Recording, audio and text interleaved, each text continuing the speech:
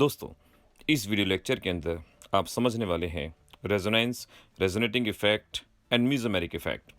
Organic chemistry के बहुत सारे कंसेप्ट रेजोनेटिंग इफेक्ट के ऊपर ही बेस्ड होते हैं। चलिए आइए शुरू करते हैं रेजोनेटिंग इफेक्ट। ढूंढोगे तो रास्ते मिल ही जाएंगे, मंजिलों की फितरत है वो खुद चल के आया नहीं करती। और अगर मंजिलों में इतना नखरा ना होता तो मंजिल इतनी खूबसूरत ना होती। ये बात भी सही है। क्लास 11-12 में बच्चे को ऑर्गेनिक की मंजिल पाना बहुत टेढ़ा काम लगता है, बहुत मुश्किल काम लगता है। लेकिन हमने कहा कि कोशिश करोगे तो रास्ते मिल ही जाएंगे। और मंजिलों के नखरे तो खैर होते ही हैं, और इसी वजह से मंजिलों को खूबसूरत भी कहा जाता है। देखिए, आज मैं ऑर्गेनिक का टेढ़ा topic but most important topic resonance की शुरुआत करता हूं और आपको समझाता हूं कि कैसे स्मूथली मक्खन की तरह इस टॉपिक को फिनिश किया जाएगा। रेजोनेंस, सबसे पहले definition, it is the phenomena in which a molecule exists in more than one structure due to movement of pi electron in a conjugated system. Definitions को बार बार सुन के लिख लीजिएगा। Existence of a molecule in more than one structure due to the movement of pi electron in a conjugated system. यानी जब एक molecule एक से ज्यादा स्ट्रक्चर्स में एग्जिस्ट करता है उसे रेजोनेंस कहा जाता है, और कारण हुआ पाई इलेक्ट्रॉन का बार बार मूवमेंट होना। पाई इलेक्ट्रॉन भी मूव करते हैं, सिग्मा इलेक्ट्रॉन भी करते हैं। सिग्मा के केस में इसको हाइपर कॉन्जुगेशन कहते हैं, पाई इलेक्ट्रॉन के केस में इसको रेजोनेंस। रेजोनेंस की इसेंशियल कंडीशन आपको याद रखनी है। कंडीशन है मॉलिक्यूल में कॉन्जुगेशन का होना। कॉन्जुगेशन कई तरह की होती है। आपको मैं सभी तरह की कॉन्जुगेशन बता के किसी कंफ्यूजन में नहीं डालना चाहता, तो जो आपके लिए जरूरी है यानी alternate, multiple bond, single bond. जहां कहीं भी मल्टीपल सिंगल या multiple bond, single bond, lone pair, इस तरह की कोई भी सिचुएशन आएगी, इसे कॉन्जुगेशन कहा जाएगा। जरूरी नहीं है सभी कार्बन हो, कार्बन के अलावा नाइट्रोजन, ऑक्सीजन, कोई भी एलिमेंट ये हो सकता है। पहली कंडीशन है कॉन्जुगेशन, और दूसरी कंडीशन है molecule should be planar. Molecule में सभी एटम एक ही प्लेन में होने चाहिए, प्लेनर होता है। sp hybridized and sp2 hybridized. तो मॉलिक्यूल प्लेनर होना चाहिए, सभी एटम एक ही प्लेन में होने चाहिए, और मॉलिक्यूल में कॉन्जुगेशन होनी चाहिए, तभी वहां पर रेजोनेंस होगा। फॉर एग्जाम्पल, जैसा हम देख सकते हैं बेंजीन के केस में ये दो स्ट्रक्चर हैं, और हम देख सकते हैं बेंजीन में conjugation double single double single double single double single double single etcetera conjugation है, और हाइब्रिडाइजेशन sp2, सभी एटम प्लेनर और एक से ज्यादा स्ट्रक्चर। यहां पाई बॉन्ड इधर है, यहां इस पोजीशन पे नहीं है, तो दोनों स्ट्रक्चर डिफरेंट हो गए। एक से ज्यादा स्ट्रक्चर में एग्जिस्ट करना, इसे रेजोनेंस कहा जाता है। जहां पर रेजोनेंस होता है, इन स्ट्रक्चर्स को रेजोनेटिंग स्ट्रक्चर कहा जाता है। इनमें से कोई भी एक्चुअल स्ट्रक्चर नहीं होता। एक्चुअल स्ट्रक्चर इनका हाइब्रिड स्ट्रक्चर होता है, जिसे रेजोनेंस हाइब्रिड कहते हैं। बेंजीन ये भी नहीं है, बेंजीन ये भी नहीं है। बेंजीन का एक्चुअल स्ट्रक्चर इनका हाइब्रिड होगा।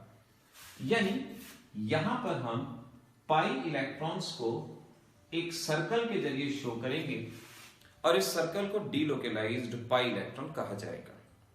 क्यों कहा, जरा सोचें, अगर मैं इसके पाई इलेक्ट्रॉन को रोटेट करा दूं तो ये पाई इलेक्ट्रॉन आते हैं। यानी ये पाई इलेक्ट्रॉन एक जगह नहीं रुके हुए, ये लगातार सारे में घूम रहे हैं और दो अलग अलग तरह के स्ट्रक्चर्स को जनरेट कर रहे हैं, इसीलिए इन्हें डीलोकेलाइज्ड पाई इलेक्ट्रॉन कहा जाएगा। और बेंजीन को हम ऐसे ही रेजोनेंस हाइब्रिड स्ट्रक्चर इसको कहेंगे। जब भी स्ट्रक्चर बनाए, पाई इलेक्ट्रॉनिक क्लाउड को प्रोपोर्शनेट बनाना है। हम आप बच्चों की कॉपी में बताओ क्या देखते हैं? हम ये देखते हैं कि आप इस तरह से जरा सा सर्कल बनाएंगे। क्या ये बनेगा स्ट्रक्चर? नहीं, ये एक राइट प्रोपोर्शन नहीं है। आपको राइट प्रोपोर्शन में ही इसको ड्रॉ करना होगा। तो रेजोनेंस का मीनिंग जान जाएं, कंडीशन जान जाएं। क्या कंडीशन है? रेजोनेंस दो तरह का, plus R effect. Plus R का मतलब इलेक्ट्रॉन रिलीजिंग रेजोनेटिंग इफेक्ट, उसे प्लस आर कहा जाएगा। जितनी भी नेगेटिवली चार्ज स्पीसीज हैं या कोई भी हैलोजन है या NH2 group, so I can say जैसे हमारे पास नेगेटिवली चार्ज स्पीसीज है, क्लोरीन है, ब्रोमीन है, एटसेट्रा, OH है, NH2 है, इन सभी का इलेक्ट्रॉन रिलीजिंग रेजोनेटिंग इफेक्ट होगा। आपके एग्जामिनेशन लेवल पे यही चीजें आ रही हैं, इन्हीं को अच्छे से याद रखिए। इलेक्ट्रॉन रिलीजिंग रेजोनेटिंग इफेक्ट कहा जाएगा। कैसे ड्रॉ करना है ऐसे समझिएगा। सपोज मेरे पास है विनाइल क्लोराइड। 12th क्लास में विनाइल क्लोराइड पे क्वेश्चन आते हैं, याद रखना विनाइल क्लोराइड इस मॉलिक्यूल को कहा जाएगा। अब किस तरह से आप स्ट्रक्चर बनाएंगे, जो कहूं बहुत ध्यान से सुनिएगा और उसी तरह से उसको समझ के करने की कोशिश करनी है। रटना नहीं है, समझना है। समझना ज्यादा बेटर रहेगा। अब यहां क्या होगा, ये एक इलेक्ट्रॉन रिलीजिंग ग्रुप है, इलेक्ट्रॉन रिलीज करेगा, डोनेट करेगा। ये पाई इलेक्ट्रॉन डोनेट करता है बॉन्ड बनाने के लिए। डोनेट किया, जब पाई इलेक्ट्रॉन यहां पर आएंगे, अब यहां पर पाई बॉन्ड है। पाई bonded electron weekly bonded electron होते हैं। ये पाई इलेक्ट्रॉन यहां आएंगे, इनके आने की वजह से ये पाई इलेक्ट्रॉन रिपेल हो जाएंगे। ये पाई इलेक्ट्रॉन रिपेल हो जाएंगे। नाउ इन सभी चेंजेस को हम किस तरह से रिप्रेजेंट कर पाएंगे? इसका इलेक्ट्रॉन यहां आया तो क्लोरीन पे चार्ज कौन सा आ गया? पॉजिटिव। पॉजिटिव चार्ज आ गया। ये इलेक्ट्रॉन पेयर बीच में आ गया, यानी यहां पर बॉन्ड बन गया। ये पाई इलेक्ट्रॉन उठ के यहां आ गए, यानी इस पे 2 इलेक्ट्रॉन, और इलेक्ट्रॉन जहां भी जाते हैं वहां पे नेगेटिव चार्ज। इस तरह से हम कहेंगे ये negative positive 2 resonating structure vinyl chloride के यहां कहलाए जाएंगे। इस तरह से आपने विनाइल क्लोराइड का स्ट्रक्चर बनाना है। हाइब्रिड स्ट्रक्चर भी अगर बनाना चाहें तो वो भी आप बना सकते हैं। हाइब्रिड स्ट्रक्चर में यहां डॉटेड लाइन रिप्रेजेंट की जाएंगी। ध्यान रखना, जहां रेजोनेंस होता है वहां ना तो सिंगल बॉन्ड ना डबल बॉन्ड, वहां होता है पार्शियल डबल बॉन्ड। इसे पार्शियल डबल बॉन्ड कहा जाता है। सिंगल बॉन्ड बड़ा होता है, डबल बॉन्ड शॉर्टर होता है। ये दोनों के बीच में partial bond, dead bond, 1.5 bond के ऑलमोस्ट इक्वलेंट आप इसे कंसीडर करेंगे। ऐसे ही अगर आपके पास क्लोरोबेंजीन है, इसके रेजोनेटिंग स्ट्रक्चर ड्रॉ करने हैं, जो कि आपके एग्जामिनेशन में पूछा जाता है। क्लोरोबेंजीन ऐसे ही समझ के करो। Chlorine electron releasing, chlorine electron supply करता है। इलेक्ट्रॉन यहां आएगा, पाई इलेक्ट्रॉन इससे रिपेल हो जाएगा और इस तरीके से हमारा स्ट्रक्चर फॉर्म होगा। इस स्ट्रक्चर को बड़े ध्यान से बनाया जाए, गलती होगी ही नहीं। 2-3 बार प्रैक्टिस करेंगे, बहुत इजीली बना पाएंगे। ये इलेक्ट्रॉन पेयर यहां आया, पाई बॉन्ड बन गया। क्योंकि इसका इलेक्ट्रॉन उठ के आया है तो यहां आएगा पॉजिटिव चार्ज। यहां पे लोन पेयर और नेगेटिव चार्ज, क्योंकि पाई इलेक्ट्रॉन उठ के यहां आ गया, लोन पेयर और नेगेटिव चार्ज। रेजोनेंस को हमेशा डबल साइडेड एरो से आपको रिप्रेजेंट करना होगा। Double sided arrow. नाउ अब देखें क्या होगा। अब इस पोजीशन पे नेगेटिव चार्ज है, नेगेटिवली चार्ज स्पीसीज रिलीजिंग होती है, तो ये नेगेटिव चार्ज इलेक्ट्रॉन यहां आएगा। इसके आने की वजह से ये रिपेल हो जाएगा। इलेक्ट्रॉन यहां आया, ये बना पाई बॉन्ड। इलेक्ट्रॉन उठ के यहां आया है तो पॉजिटिव चार्ज आएगा। पॉजिटिव नेगेटिव न्यूट्रलाइज, चार्ज खत्म। ये इलेक्ट्रॉन यहां आया, पाई बॉन्ड बना, और इसके आने की वजह से ये पाई इलेक्ट्रॉन उठ के इधर आ गया और इस तरीके से ये हमारा स्ट्रक्चर फॉर्म हो जाएगा। आगे भी ऐसे ही अब क्या करेंगे, ये इलेक्ट्रॉन इधर आएगा, इसकी रिपल्शन से ये इधर जाएगा, इलेक्ट्रॉन इधर आएगा, सो आई कैन सी यहां पर पाई बॉन्ड फॉर्मेशन हो जाएगा।